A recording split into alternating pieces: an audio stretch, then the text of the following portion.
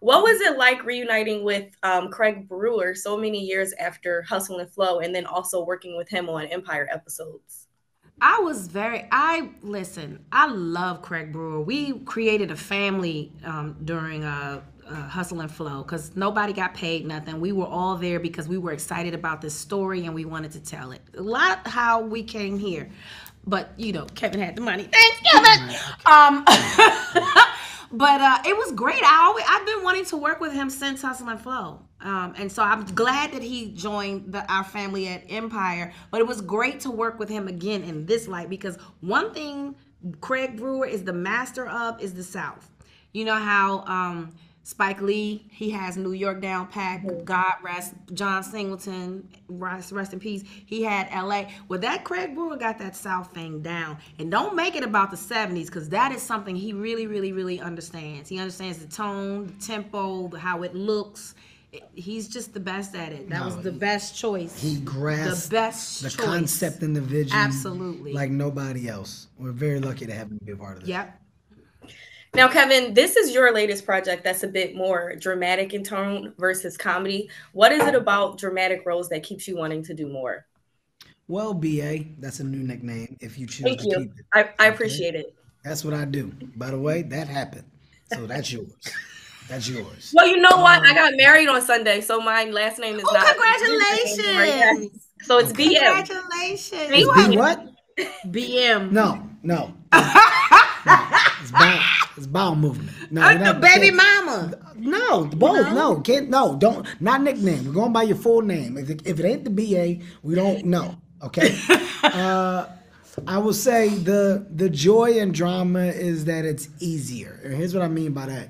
It's harder to tell stories through the comedy lens because you're leaning on the laugh, and that laugh sometimes exists or doesn't exist on the set, right? Because people are quiet and they want you to get your best performances and your best takes. So you're always going off of your judgment of what you deem to be funny. When you're doing drama, as a comic, for myself personally, it's easier to pull off the serious side of a performance because the reactions are based off of you and your counter, right? How you guys are navigating in the scene and what you feel is the best definition of what you're trying to capture. So working on that is not only a lot of fun, but I think it's exciting for my fan base to see me and continue to gain respect for me in a place that you haven't seen me operate in consistently, right? Like it's true story, you got the upside, and you got fatherhood. So out of a career of 20 plus years, there's three versions of what a drama performance can be attached to. So finding more things to help me showcase that talent and finding ways for me to align myself with the biggest and best to do it in our time, that's the one, and that's the new stage for excitement. So having the ping pong to go back and forth, but finding more drama-filled stories to tell is definitely where I am mentally. I can't wait to see him do more drama because comedians to me make the better dramatic actors. Jim Carrey is one of the best. Oh my God. Jim Carrey is one of the best. Richard Pryor was incredible. Incredible. It's just Eddie Murphy. You go down the list because they add a element of humor that a lot of the heavy dramatic actors miss.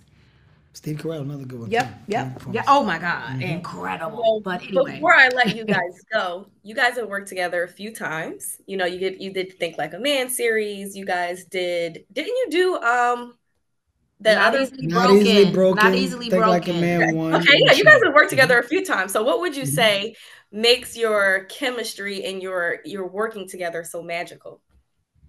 The fact that Taraji don't deal with my shit, she just like cussing me out every day. So we got a real I relationship. do not curse him out. Let me tell you about I've been knowing Kevin for some time now, but I just finally learned Kevin.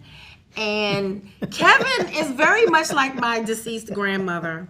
He has big heart. He really does. He has a big heart. This man loves hard. And when he loves you, he loves you.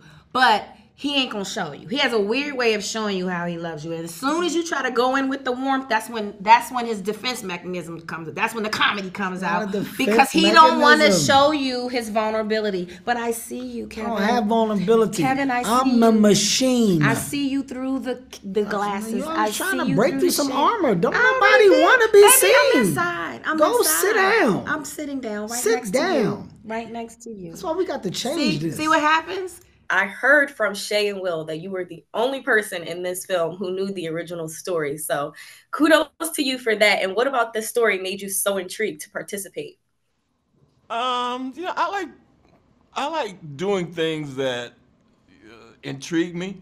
I remember when it happened, like they said, and we talked about it, and I thought it would be great to like tell the tale and fill in some of the blanks about the mythology of it, because it was a big deal, and to enhance the story in another way, because there are things that are factual that we know happened. We know there was a fight, we know there was a robbery, we know people got stripped of their clothes, and we know people died because of it.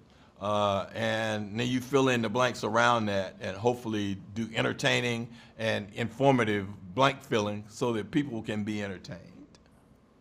Now, what was it like for you to dive into this real history that the series is based upon, especially a character like yours who is a New York City gangster? Yeah, but we don't know that he did what they say he did, what we're saying that he did. I enjoyed being who Frank was, or what he was supposed to be in this story, and what his job was in this story. And it was wonderful to feel invincible, and to understand that anybody's power can be snatched from him like that, and to find a way to take his power back. And what happens when you make a person like that angry, and what he can bring upon you or the people that he feels embarrassed him, how that works, and to have a person who has an understanding of what the future is in his mind, and what he thinks his legacy is because of what he's been told by his ancestors or his grandmother and grandfather, telling him who he was and what he was owed, or what the world means to him and how you should move through it, and his understanding of the growth of Atlanta and what his part in that could be, and in his mind should be. And you guys go back into time for this series. You guys go into the 70s. How was it stepping into that world? It's kind of funny, really, when you put on those clothes, you go, damn, did we look like this? Were these clothes, are they supposed to fit like this? And you go, yeah, I guess so. Because you look at the pictures and you feel it, and then you look in the mirror and you go, oh, I remember when I looked like this. Well, I can't. You are continuing to expand more and more into TV and film roles. What about this specific project was different for you, especially because it's a time period drama? Well, definitely the fact that it's a time period drama. I loved the complexity and the seriousness of this story. I thought it was so beautifully written, and I just couldn't say no, especially after hearing all of the iconic names a part of this project. Like, I was like, I get to be a part of this? Like, it was pretty cool. Now, Sinqua, how is it being transported back to the 70s? Because you did do another period piece where you started. You can't get away. You can't get away. Every time I try to leave, the 70s keep pulling me back. It felt good. It felt good to do it again, and it had been some time, obviously, since American Soul, so it was cool to do it again in a different capacity, playing a different character and a different set of circumstances. With Don, he was iconic in creating Soul Train and becoming a cavalier for black television and media all around, right? So there's something very aspirational to that. And then with McKinley, obviously he's going through an uphill battle of trying to survive and provide for his family. And so there was something really attracting to me about that and his complexity, and just like the two parallels. Chloe had said something in an earlier interview just about being able to see the circumstances of the different Lenas around the world, across generations, and what they go through. And there's a lot of McKinleys out there. So it's just as Don was building something, McKinley was losing something. And so to play him to both of those spaces while in the same era was really cool. It was really cool to me. I loved it every day. But to see how the world is created by all the other artists in the world, hair, makeup, props, set deck, is always really cool. Now, Chloe, obviously Atlanta plays a big character in this film, and from what I know, you are from Atlanta. So how was it, being immersed in this project with Atlanta being the focal point? It was really cool. It was nice being able to, one, go back to my roots and live there for a couple weeks, and also tell the story and bring to life the history of my hometown. A story that I had never heard of before this role came to me. And then from that, completely immersing myself in it, and now being able to share it on such a bigger platform with huge names so that people can see what happened in the place that I was born, that's really, really cool. So I am definitely always proud to be from ATL. Now, Chloe, you did mention earlier all of the iconic names that are in this film. Was it hard for both of you, Sinqua and Chloe, to keep in character when you have these comedians surrounding you? Ooh. It's funny. I don't think people realize how funny Don is too. Yes. Right. And so when you see Kevin and Don together, it's actually pretty hard to stay in character, because we had a couple of scenes with me and they start riffing off of each other, and it's like it is iconically humorous. But my character's going through a serious circumstance, so I'm like, I gotta stay in it because the camera's on me, and they're cracking jokes. And that was the one time where I was like, yo, people do not know how funny Don Cheadle is, and him and Kevin together it was hard. In that moment, it was very hard. What was it like playing Muhammad Ali, given the fact that he has been portrayed a number of times in scripted media? It was an honor. As Shaye, our fantastic showrunner and creator, would say, it was a Herculean task that I was happy I got the chance to do. And all I wanted to do the entire time was just do the champ and his legacy justice. And so I'm grateful that you're even asking this question. Yeah. And I'm down for you. What was it like to play a character who was ostracized in the Black community as you played the first detective on Atlanta's desegregated police force? I think it was, it's good to have a character that's got these complications and a lot to chew. And he's somebody who, as you said, is kind of vilified by the community, but at the same time needed by the community. And they, I think that is sort of the line that he was straddling, is how do I do my job effectively, but at the same time represent, law and order, but not be the pariah. And it's just a lot of things he had to take on. And so it's, when you get the opportunity as an actor to play a nuanced character and to play characters that have to deal with a lot of stuff, it's a lot of fun. Now, you guys took a trip back in time for this time period piece. How was it stepping into the 1970s, Dexter? It was a blast. I mean, my mama was alive and well and kicking when this was happening, so she was very much so familiar with this era. So unfortunately, I had a nice little ram in the bush when I was asking for information on what it was like at that time. But the haircuts, the cars, the style. I mean, when we would be in hair and makeup, and I get my haircut, and then I go next door and I look at Don, and he's getting the look on, and I'm like, oh, okay, we're transporting into a time to make this world. And I think that's why this piece feels as authentic as it does, is because, the production. Yes, right? Yeah. I would say that the set deck, the art department, the hair and makeup team. Clothes, wardrobe, props, everything.